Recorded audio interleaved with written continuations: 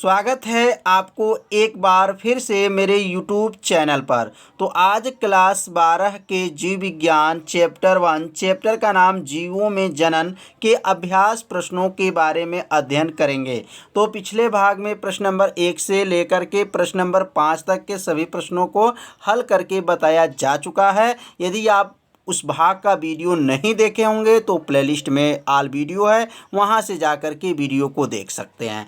इस भाग में प्रश्न नंबर 6 से लेकर के आगे के सभी प्रश्नों को हल करके बताया जाएगा। तो प्रश्न नंबर 6 है, अलैंगिक तथा लैंगिक जनन के मध्य विभेद स्थापित करो। तो इसका मतलब यह हो गया कि अलैंगिक और लैंगिक जनन में मध्य विभेद का मतलब होता है अंतर स्थापित करना है। और इसमें दूसरा क्वेश्चन है, कायिक जनन का प्रारूपिक अलैंगिक जनन क्यों माना गया है। तो इसमें दो प्रश्न हैं। पहले हम लोग अलैंगिक और लैंगिक के मध्य हम लोग अंतर समझेंगे, उसके बाद से दूसरा प्रश्न के बारे में समझेंगे। तो आप सभी विद्यार्थी ऐसे आप लोग दो कॉलम बना लीजिए और एक कॉलम में लिख लीजिए अलैंगिक और दूसरे कॉलम लिखिए लैंगिक जनन।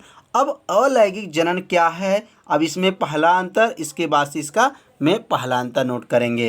तो यहाँ पहला अंतर अपने कॉपी में लिखते चलिए। इसमें एक ही जनन द्वारा संतान उत्पत्ति होता है। मतलब अलैंगिक में इसमें एक ही जनन, नर या मादा में से कोई एक ही जनन द्वारा क्या होता है, संतान उत्पत्ति होती है। इसमें क्या होता है, इसमें संतान की उत्पत्ति जो है प्रायः दो जनकों की आवश्यकता होता है। तो इसमें जो है दो जनकों मतलब नर और मादा युग्मक दोनों की इसमें आवश्यकता पड़ता है। इसमें केवल एक ही जनन की क्या होती है, द्वारा संतान है उत्पत्ति होती है। तो यह पहला अंतर आप लोग को अच्छे से समझ में आ गया होगा कि अलैंगिक जनन में केवल एक ही जनन द्वारा संतान की उत्पत्ति होती है और लैंगिक जनन में माने मादा जनन और नर और मादा दोनों इसमें जनन की आवश्यकता होती है। अब इसका दूसरा अंतर है, इसमें निषेचन की क्रिया नहीं होती है।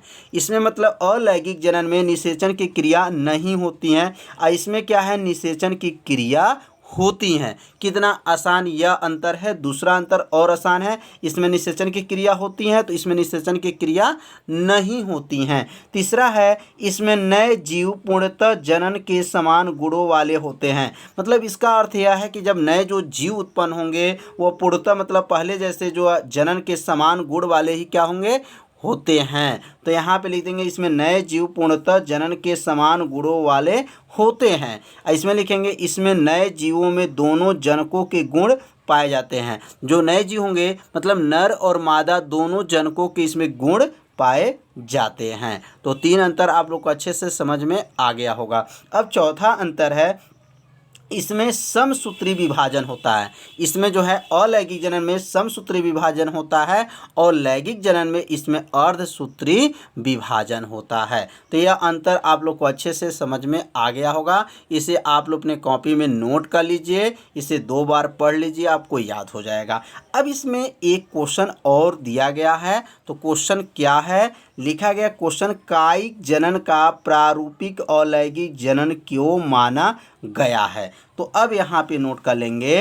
अब इसके लिए दूसरा उत्तर है कि अलैंगिक जनन ऐसी विधि है, अलैंगिक जनन की ऐसी विधि है जिससे पौधों के कायिक भाग से नए पौधों का क्या होता है, निर्माण होता है। तो अभ्यास में आपको बताया जा चुका है अलैंगिक जनन, कायिक जनन। तो यदि आप लोग अभ्यास मतलब इसके थ्योरी वाले अगर आप वीडियो नहीं देखे होंगे तो पहले वीडियो उसका देख लीजिए, थ्योरी का वीडियो, और उसके बाद से जब अभ्यास हल करेंगे तो आपको और अच्छे से समझ में आ जाएगा।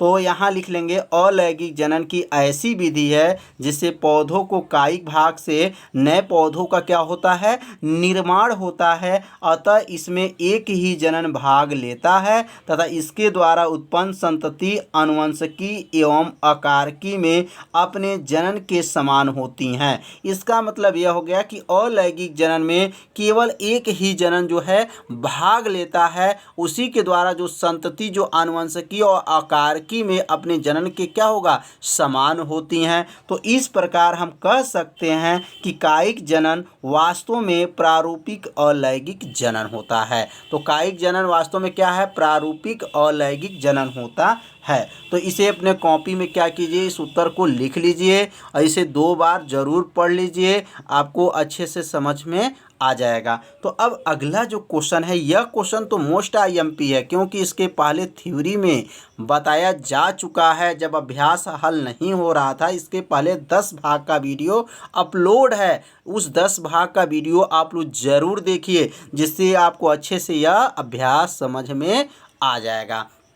यह क्वेश्चन आप लोग तैयार कर लीजिए, क्योंकि यह क्वेश्चन हमेशा पूछा जाता है। तो कायिक प्रवर्धन से आप क्या समझते हैं, कोई 2 उपयुक्त उदाहरण दो। तो अब कायिक प्रवर्धन क्या है, तो कायिक प्रवर्धन या कायिक जनन, ठीक है, दोनों का नाम सेम है, कायिक जनन कहिए या कायिक प्रवर्धन कीजिए कहिए, दोनों का नाम सेम है। पेपर में नाम बदल करके पूछा जाता है, कई बार कायिक प्रवर्धन या कभी कायिक जनन। तो कायिक प्रवर्धन क्या है यह आपको बताया जा चुका है कि इस प्रक्रिया में मात्र पादप के कायिक अंगों द्वारा नए पादपों का क्या होता है, निर्माण होता है, कायिक जनन या कायिक प्रवर्धन कहते हैं। कितना आसान है। इस प्रक्रिया में जो है मात्र पादप होते हैं, उनके कायिक जो अंगों होते हैं, उन अंगों द्वारा नए पादपों का जो निर्माण होता है कायिक जनन कहलाता है। तो कायिक जनन जड़ तना पत्ती होता है। याद रखिए, कायिक जनन कौन कौन होते हैं, जड़ तना पत्ती होता है, इसी द्वारा नए पौधों का निर्माण होता है, उसी को कायिक प्रवर्धन कहा जाता है। तो समझ में आ गया होगा कायिक प्रवर्धन की परिभाषा। आप सभी विद्यार्थी इस परिभाषा को शॉर्ट स्क्रीन ले लीजिए और इसे अपने कॉपी में क्या कीजिए, नोट कर लीजिए। अब इसमें उदाहरण पूछा जा रहा था, कायिक प्रवर्धन का उदाहरण। तो कायिक प्रवर्धन का उदाहरण क्या होगा, मतलब कायिक प्रवर्धन का जो अंग कौन कौन होते हैं, तो जड़ होता है, तना होता है और पत्ती होता है। तो यहाँ लिख सकते हैं जड़ों द्वारा। तो जड़ों द्वारा जो प्रवर्धन होगा, मतलब जनन होगा, तो जड़ों द्वारा क्या क्या होता है, तो शकरकंद जो है जड़ों में होता है, संतावर वो भी जड़ों द्वारा होता है, और पुदीना जो है जड़ों द्वारा होता है। तनों द्वारा क्या होता है, आलू है, अदरक है और हल्दी है, ये क्या है, तनों द्वारा जो है कायिक प्रवर्धन है, और जड़ों द्वारा क्या है, शकरकंद, संतावर और क्या, पुदीना। तो इसे अपने कॉपी में क्या कीजिए, नोट कर लीजिए। अब हम लोग पढ़ेंगे प्रश्न नंबर 8, व्याख्या करें क किशोर चरण, दूसरा प्रजनक चरण और तीसरा जो है जीर्णता चरण या जीर्णोवस्था क्या होता है। अब इसके बारे में हमको समझना है। तो अब पहले हम लोग समझेंगे किशोर चरण क्या होता है। तो किशोर चरण की परिभाषा को समझेंगे, किशोर चरण होता क्या है। तो इसमें लिखेंगे, यह जीवधारी के जीवन चक्र में पूर्व प्रजनन काल होता है। यह जो किशोर चरण होता है, यह जीवधारी के जीवन चक्र में पूर्व प्रजनन काल होता है, जो उनके जन्म एवं लैंगिक परिपक्वता के बीच का चरण होता है। जो उनके जन्म एवं क्या है, लैंगिक जो परिपक्वता के बीच का क्या है, चरण होता है। इस काल में जीव में तीव्रता में क्या होती हैं, वृद्धि होती है। इस काल में जीव के जो होते हैं तीव्रता में क्या होती हैं, वृद्धि होती हैं। तो किशोर चरण आप लोग को अच्छे से समझ में आ गया होगा कि यह जो चरण होता है, यह जन्म एवं लैंगिक परिपक्वता के बीच का क्या है, चरण होता है। और इस काल में जो जीव में जो तीव्रता होती है वह क्या होती हैं, वृद्धि होती हैं। तो इसे अपने कॉपी में क्या कीजिए, नोट करते चलिए या अपने रफ में नोट कर लीजिए। इसे बाद में इसको क्या कीजिएगा, फेयर कर लीजिएगा। तो अब हम लोग पढ़ेंगे प्रजनक चरण क्या होता है, प्रजनक चरण की परिभाषा क्या होता है। तो ये भी जो है परिभाषा बहुत ही आसान है, बस 2 बार आप लोग पढ़ लेंगे, परिभाषा क्या हो जाएगा, याद हो जाएगा। तो यह क्या है, इसका उत्तर होगा, यह जीवन चक्र का वह अवस्था है, यह जीवन चक्र का क्या लिखेंगे, वह अवस्था है जिसमें जीव जनन क्षमता विकसित कर लेते हैं। मतलब जो जीव होते हैं वह जनन क्षमता को क्या कर सकते हैं, विकसित कर लेते हैं। प्रजनन चरण के प्रारंभिक काल को यौना आरंभ कहा जाता है। इसमें लैंगिक अंगों का विकास एवं उनमें परिपक्वता विकसित होता है। तो प्रजनन चरण का मतलब यह हो गया कि जो जीव होते हैं उनमें जनन क्षमता क्या होती हैं, विकसित हो जाती हैं, और उनके जो यौना आरंभ कहा जाता है, मतलब उनकी जो यह चरण को, प्रजनन चरण को यौना आरंभ चरण भी कहा जाता है। इसमें लैंगिक अंगों का क्या होता है, विकास होता है, इनमें परिपक्वता की क्या होता है, विकसित होता है। तो समझ में आप लोग को आ गया होगा कि प्रजनन चरण क्या होता है। तो इसे अपने नोट्स में लिखते चलिए।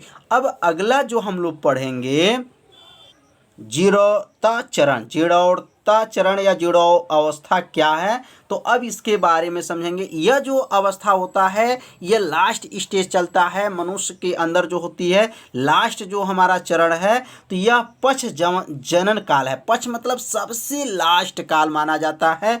इसमें जीव के शरीर के कार्यकी एवं संरचना का पतन होने लगता है। मतलब जो मनुष्य होते हैं उनके शरीर का जो कार्य होता है और कायिक जो संरचना होता है वह धीरे धीरे क्या होता है, पतन हो जाता है। इस काल में शरीर के सभी देह अंगों की ऊतकों की कार्य क्षमता क्या हो जाती हैं, घट जाती हैं। मतलब यह जीवन काल का जो है सबसे लास्ट स्टेज माना जाता है। यह रोग उत्पन्न एवं अनियमित का विकास होने लगता है, जिससे जीव की क्या हो जाती हैं, मृत्यु हो जाती हैं। तो जीर्णता चरण जो है, जीर्णता चरण जो होता है, थोड़ा सा नाम तो है, थोड़ा सा ध्यान दीजिएगा, थोड़ा नाम टेढ़ा है, तो इसे आप लोग 2 बार 3 बार आप लोग पढ़ लेंगे, आप लोग को क्या हो जाएगा, याद हो जाएगा। तो यह जो काल होता है क्या होता है, जीवन जो का यह लास्ट जो स्टेज होता है, जिसमें आपके शरीर के सभी देह अंगों का, ऊतकों का कार्य क्षमता क्या हो जाता है, घटने लगता है, कम हो जाता है, और धीरे धीरे जो आपके शरीर के जो अनियमित विकास होता है वह कम होने लगता है, और लास्ट में क्या होती है, वो जीव की क्या हो जाती है, मृत्यु हो जाती है। तो समझ में आ गया होगा इसका भी परिभाषा आप लोग को, तो आप लोग नोट करते चलिए। अब अगला हम लोग पढ़ेंगे प्रश्न नंबर 9। तो प्रश्न नंबर 9 है, अपनी जटिलता के बावजूद बड़े जीवों ने लैंगिक प्रजनन को पाया, क्यों? अपने जटिलता के बावजूद, थोड़ा सा सेंटेंस जो है थोड़ा ध्यान दीजिए। क्वेश्चन ऐसा है कि लगेगा कि क्या क्वेश्चन में पूछा गया है, तो थोड़ा सा आप लोग क्वेश्चन को 2 बार 3 बार जब पढ़ेंगे तो आपको अच्छे से समझ में आ जाएगा। तो अपनी जटिलता के बावजूद बड़े जीवों ने क्या लैंगिक प्रजनन को पाया, क्यों? तो यहाँ पे अब नोट करेंगे कि लैंगिक प्रजनन जटिल तथा धीमी गति से होने के बावजूद भी अनेक रूप से उत्तम है। जो लैंगिक प्रजनन होता है वह जटिल भी है और वो धीमी गति से होता है। क्या होता है, धीमी गति से होने के बावजूद भी अनेक रूप से वह क्या है, उत्तम है। इस प्रकार के जनन के दौरान गुणसूत्रों का विनिमय होने से नए लक्षण विकसित होते हैं, जो पीढ़ी दर पीढ़ी क्या होते हैं, स्थानांतरित होते रहते हैं। इसका मतलब ये हो गया कि जो जनन के द्वारा जो गुणसूत्र का विनिमय होता है वो नए जो पीढ़ी दर पीढ़ी क्या होता है, स्थानांतरित होते रहते हैं। अब यहाँ नीचे लिख लेंगे, गुणसूत्रों के आदान प्रदान से विभिन्नताएं भी उत्पन्न होती हैं, जो जैव विकास में क्या होती हैं, सहायक होती हैं। अपने उन्हीं गुणों के कारण बड़े जीवों में लैंगिक जनन पाया जाता है। तो आपको समझ में आ गया होगा कि बड़े जीवों में लैंगिक जनन पाया क्यों जाता है। तो आपको समझ में, यहाँ से परिभाषा जब आप लोग अच्छे से पढ़े होंगे तो आपको समझ में आ जाएगा। तो इस जो नियम को बताया गया प्रजनन में क्यों पाया जाता है, तो इसे शार्ट स्क्रीन ले लीजिए, इसे अपने कॉपी में क्या कीजिए, नोट कर लीजिए। अब यह प्रश्न नंबर 10, यह प्रश्न नंबर 10 जो है यह पेपर में आ चुका है व्याख्या करके बताइए कि अर्धसूत्री विभाजन तथा युग्मक जनन सदैव अंतर संबंधित या अंतर्बद्ध होते हैं।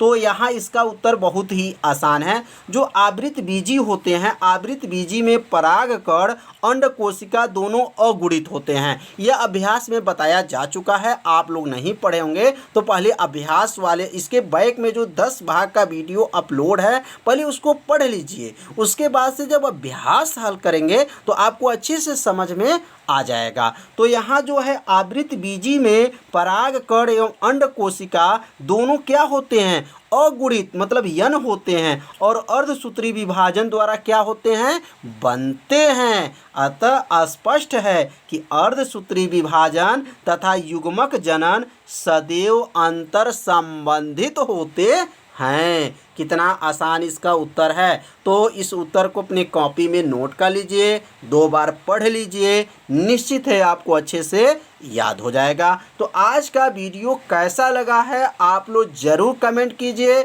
यदि मेरे चैनल पर आप पहली बार आए हैं तो मेरे चैनल को सब्सक्राइब, वीडियो को लाइक ज़रूर कीजिए, क्योंकि आपके लिए प्रतिदिन एक नया वीडियो आपके लिए लाया जाता है। तो इसलिए चैनल को सब्सक्राइब ज़रूर कीजिए, शेयर कीजिए, अपने दोस्तों को मेरे चैनल के बारे में ज़रूर बताइए। तो आज का पढ़ाई प्रश्न नंबर 10 तक हुआ। अब कल जो है प्रश्न नंबर 11 से आगे के सभी प्रश्नों को हल करके बताया जाएगा। तो आज इतना ही। तो कल मिलते हैं शाम को 8 बजे। तब तक के लिए सभी विद्यार्थियों को नमस्कार।